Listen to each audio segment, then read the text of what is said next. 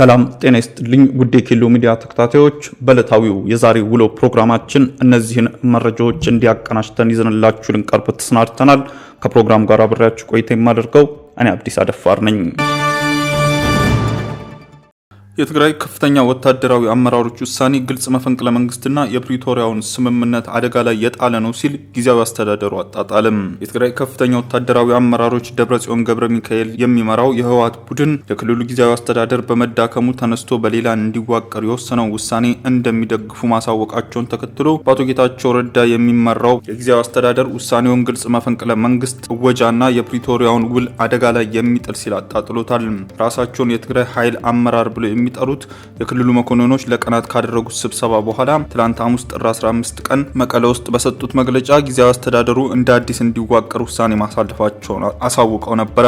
በፕሪቶሪያው ስምምነት መሰረት የተቋቋመው የትግራይ ክልል ጊዜያዊ አስተዳደር ኃላፊነቱን በአግባቡ አልተወጣም በማለት የሌሎች መጠቀሚያ ሆኗል የሚል ክስም አቅርበዋል። በመግለጫው በጊዜያዊ አስተዳደሩ ቁልፍ ስልጣን የነበራቸው አመራሮችና አባላት ከተሰጣቸው ተልዕኮ ውጪ የህዝብን ጥቅም ወደ ጎን በመተው ክህደት በመፈጸም የውጭ ኃይል መሳሪያ ሆነዋል ብለዋል። በተጨማሪም አመራሮቹ የትግራይ ጊዜያዊ አስተዳደር ድክመቶች ላይ የሚያተኩርና አስተዳደሩ የስልጣን ዘመኑን ለማራዘም እየሞከረ ነው በማለትም ወቅሷል። በዚህም ምክንያት የተዳከመና ተልዕኮውን የዘነጋ ያለውን የትግራይ ጊዜያዊ አስተዳደርን ለማጠናከር አመራሮቹ ተነስተው በሌሎች መተካት እንዳለባቸው አሳስበዋል።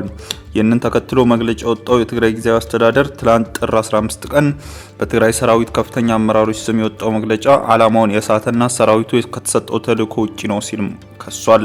መግለጫው ግልጽ የሆነ መፈንቅለ መንግስት ያወጀና የፕሪቶሪያውን ውል አደጋ ላይ የሚጥል ነው ሲልም የገለጸው ጊዜያዊ አስተዳደሩ ህጋዊ ያልሆነ ቡድንን ደግፎ ለጊዜያዊ አስተዳደሩን ለማፍረስ ስርዓት አልበኝነትን ለማስፈንና ሰራዊቱን ለመበተን መንቀሳቀስ ተቀባይነት የለውም ሲል ገልጿል።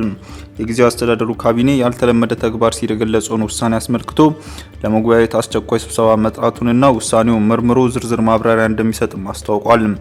ውሳኔውን መሬት ላይ ለማውረድ እንቅስቃሴ መኖሩን የገለጸው አስተዳደሩ የሚያስከትለው አደጋ እጅግ ከፍተኛና የህዝብን ችግር የሚያባብስ መሆኑን በመግለጽ ተግባሩ በአስቸኳይ መቆም አለበት ሲል አሳስቧል። የባለቤቱን አካላት በመቆራረጥ የተከሰሰው ግለሰብ በሞት እንዲቀጣ ተወሰነ። በአዲስ አበባ ቦሌ ክፍለ ከተማ ባለቤቱን በመግደል አካላቷን አድቅቆ በመቆራረጥ ሽንት ቤት ውስጥ በመጨመር ወንጀል የተከሰሰው ጸጋዬ ቦጋለ በየነ የተባለ ግለሰብ በሞት እንዲቀጣ መወሰኑን የፍትህ ሚኒስቴር አስታወቀ። ግለሰቡ ወንጀሉን የፈጸመው በቦሌ ክፍለ ከተማ ወረዳ 04 አርሴማ ጸበል አካባቢ ከነሐሴ 27 ቀን 2014 ዓ.ም በግምቱ 5 ሰዓት እስከ ነሐሴ 28 ቀን ድረስ ባለው ጊዜ ውስጥ ሲሆን ባለቤቱን በሊጥ መዳጫ ዱላ ማጅራቷን በመምታት ራሷን ስታ እንድትሞት ማድረጉን ሚኒስቴሩ ገልጿል። ተከሳሹ ሟችን እዛው ትቷት ከቤት ወጥቶ በመሄድና ከተወሰነ ሰዓት በኋላ ተመልሶ ከወደቀችበት መሬት ለመሬት በመጎተት ቤት ውስጥ ወደሚገኘው መታጠቢያ ቤት በማስገባት አንድ እግሯን ከዳሌዋ ጀምሮ መቆራረጡ ሚኒስቴሩ መግለጫውን ገልጿል። በተጨማሪ ሙሉ እግሯን ስጋ አጥንቷን ባዶ እስኪሆን ድረስ መልምሎ በማውጣት ስጋዋን አድቅቆ በመክተፍና በመቆራረጥ ሽንት ቤት ውስጥ በመጨመር የተቆራረጠውን እግሯን ለሁለት በመስበርና በፌስታል በመቆራረጥ ጸጉሯን በመቀስ በመቆራረጥ ቀሪ አስክሬኗ ላይ ጨርቅና የተለያዩ መዘብዘፊያ በመጫን እዛው መታጠቢያ ቤት ውስጥ አስቀምጧል። በመቀጠልም እስከ 2014 ቀን 30 ድረስ ምንም እንዳልተፈጠረ ቤት ውስጥ እያደረ ከቆየ በኋላ ለ15 ቀናት ቤቱን ዘግቶ በመሰወሩ ምክንያት አዲስ አበባ ፖሊስ ኮሚሽን ምርመራ አርጎ ደርሶበታል። በምዕራብ ጎጃምና በማዕከላዊ ጎንደር ዞኖች የመንግስት ጸጥታ ኃይሎች በፈጸሙት ጥቃት በርካታ ሰዎች ተገደሉ።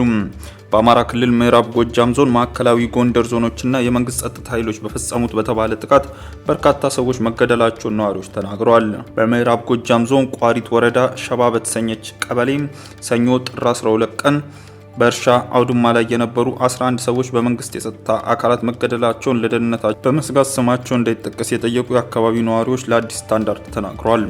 የጸጥታ ኃይሉ ወደ አዴት እየሄደ ባለበት ጊዜ መቷቸው የሄደው በወቅቱ አውድማ ላይ ጤፍ ሲያበራዩ የነበሩና ሽቆ ሲሸከሙ የነበሩ ቄስን ጨምሮ 11 ሰዎች በአሰቃቂ ሁኔታ መገደላቸው ተገልጿል። አክለውም በወቅቱ ብራ አዳማ አውራጃ የሚገኝ ተራራ ላይ ሰፍሮ የነበረው ሰራዊቱ ከሁለት ሳምንት ቆይታ በኋላ ወደ አዴት እና ዋሸራ ወደ ተባሉ ስፍራዎች መሄዱንም አመላክቷል። ግድያው የተፈጸመ ቀን እና ሰሞን በአካባቢው ከታጣቂዎች ጋርም ውጊያ አለመደረጉን የገለጹት ነዋሪው የአካባቢው ማህበረሰብ የጥምቀት በዓል ዕለት በተፈጸመ አሳዛኝ ክስተት ሀዘን ውስጥ እንደገባም ተናግሯል። የሟቾች ቀብር ስነ ስርዓትም በማግስቱ ጥር 13 ቀን ሸባ ጊዮርጊስ ቤተክርስቲያን ተፈጽሟል የተባለው።